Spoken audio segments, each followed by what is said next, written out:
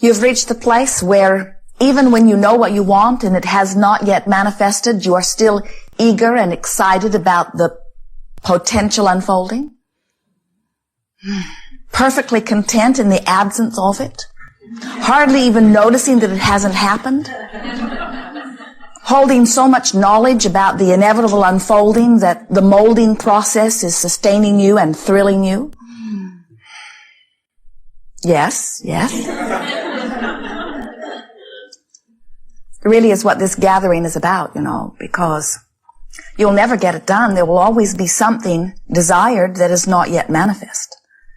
And so if you are thrilled at the prospect of what is coming, if you are eagerly anticipating the new unfolding, if you are having fun in the gathering of the data and in the launching of the desire, and then you are taking your satisfaction from now aligning to your desire, then you are a masterful creator, feeling exhilarated about the process, feeling natural in your creative endeavor, feeling just like you feel from non-physical perspective. Sometimes our human friends do a lot of that naturally. In other words, contrast helps them to conclude new desire, and they feel initially the fresh eagerness of that new desire. But then they notice so severely where they stand now in relationship to their desire that they begin sometimes to feel discouragement that what they want has not happened. And we think that the reason that becomes a sort of normal state of human experience is because not understanding how to get in the receiving mode, not understanding how to align vibrationally with the vibration of your desire, sometimes a lot of time passes between the clearly, consciously understanding that you want something and the receiving of it. And we don't blame you for becoming impatient, because you're not supposed to have to wait a long time for things you want. Because the universal forces are answering instantly. It should be a very short time between your conscious awareness that you want something and the receiving of it. And so this workshop is not about teaching you patience, because patience is only something that you need to learn when you don't know how to get in the receiving mode. But when you understand how to get in the receiving mode, then you don't need patience, because almost as quickly as you identify you want something, you allow it into your experience. There are 3 steps in the creative process. They are very simple steps, but it is important to understand the distinction between the 3 steps and who does what in this process. The first step is ask, the second step is answer, and the third step is let the answer in. You are responsible for the first and third steps only. The universe, God force, whatever you want to call universal energy forces, are responsible and very capable and willing and always answering step number 2. So you ask, universal forces answer, but the most important thing that you must do, that many of you are not doing, that is the reason that most of you are now needing patience, is you must learn to let it in. And the way you let it in is by becoming a vibrational match to what you're asking for. So when a desire is born within you and you are thrilled at the prospect of it, in that thrilling, you are letting it in. In a feeling of eager anticipation, you're letting it in. In a feeling of, I love my life as it is and I'm happily anticipating the evolution of it, you're letting it in. In the, oh look, my neighbor has already achieved that which I'm wanting to achieve. I'm thrilled at his success, you're letting it in. But in the, oh look, my neighbor has achieved what I want and I don't like that. I feel guilty that I am not as efficient, or I feel angry that he has breaks that I do not seem to have, or I do not like that he has inherited his fortune, or I do not like that he has achieved it in some way that I do not approve of, or I simply don't like that he has it and I don't. You're not letting it in. In other words, when you feel positive emotion, whether it is about the subject of your desire or not, you are in the receiving mode. But when you feel negative emotion, whether it is about the subject of your desire or not, you are not letting it in.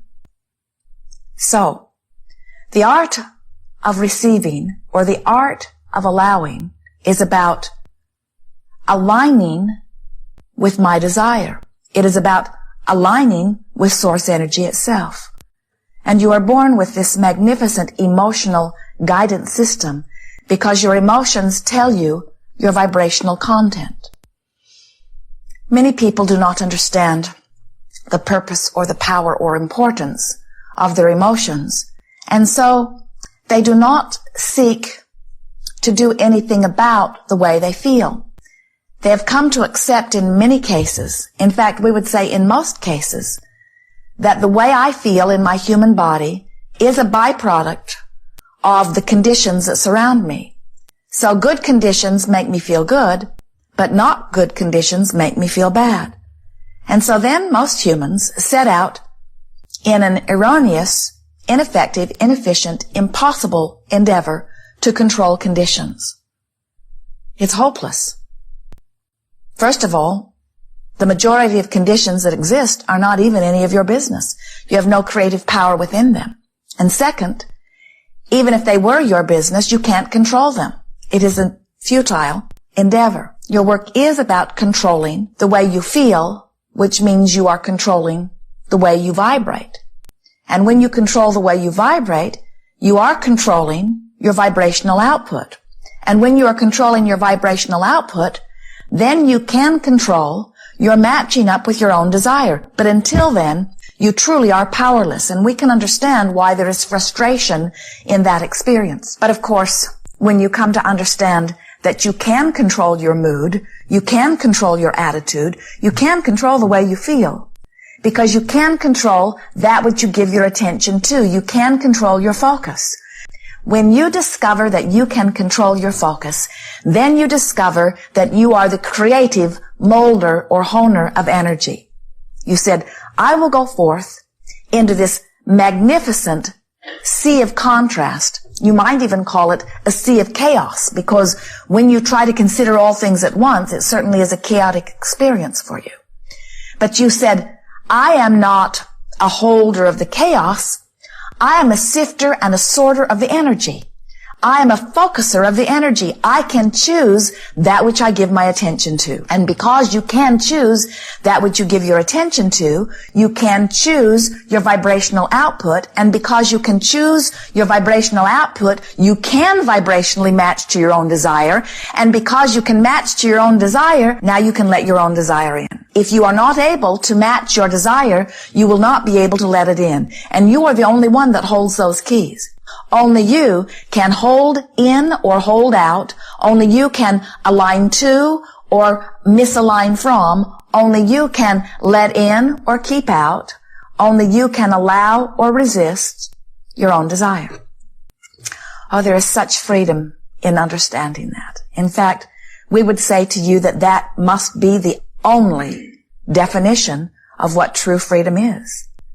When you discover that you can feel deliberately, then you discover that you are free to allow. And that's really what this gathering is about. In fact, so much so that we are calling it the art of allowing, or the understanding of receiving, or the art of letting it in. Certainly, the science of deliberate creation is what this is all about. But your work within this science is about letting in what you have sometimes even unconsciously defined as your preference. You are a multifaceted being who has consciousness on many levels. Even cellularly, you are exuding preferences which universal forces are answering. So even a baby who has not yet learned to offer words, to articulate thought, is thinking, is offering vibration, does have full cognitive reasoning powers. Even your beasts are offering thought. They are vibrationally exuding. They are preferring. They are therefore asking. And universal forces are always answering. Whether it is your dog, whether it is your cell, whether it is your full conscious state. Any consciousness at any level is always asking. And all consciousness at all level is being answered. No exception. The big question is this consciousness letting it in? And so that's why we're here to visit with you, to assist you, if it is your wanting, to get into closer awareness so that you can deliberately allow the things that you have already said that you want into your experience. Here is something that we've noticed that seems to be a big tripping point for many of you.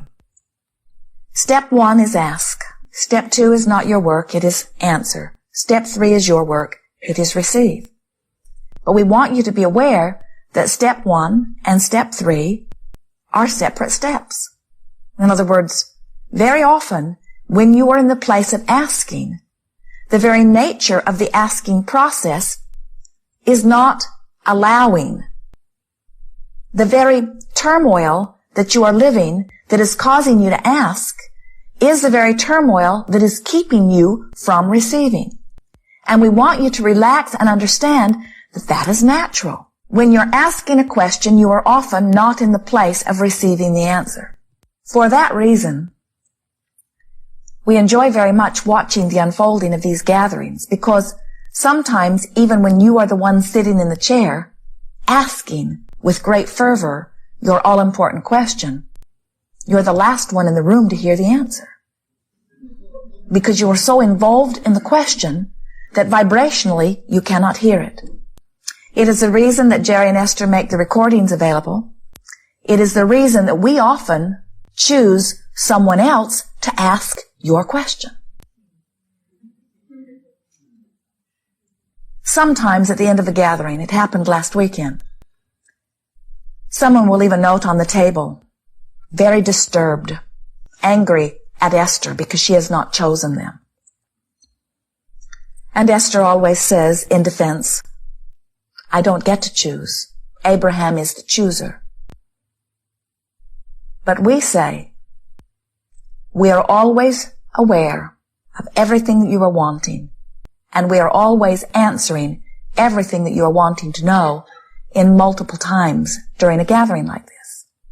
So it is not possible for you to be here and not receive the answer from us, but it is possible that you may not be letting it in. What we're wanting to soothe here a little bit is we want to say to you, don't try so hard to get right now everything that you want.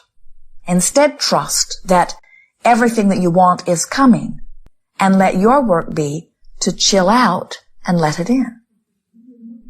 As physical humans, you work far too hard for your success, partly because you think that you have to prove your worthiness, and partly because you've been trained to believe that struggle is part of the process of receiving. But we're here to tell you there is no place for struggle in receiving. It is opposite vibration. So, in your basking, you're letting it in. In your appreciation, you're letting it in. So if you go to the beach and you have a lovely afternoon, you might be achieving more than if you were hard at work, diligently working on your computer or your project.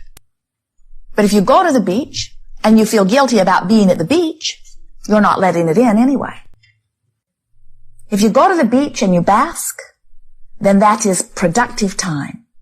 If you go to the beach and you fret, not productive time. If you work at your computer and you are thrilled, productive time. But if you work at your computer and you are frustrated and overwhelmed, not productive time. Productive by what standard? Productive by the standard of you letting in what you said you want.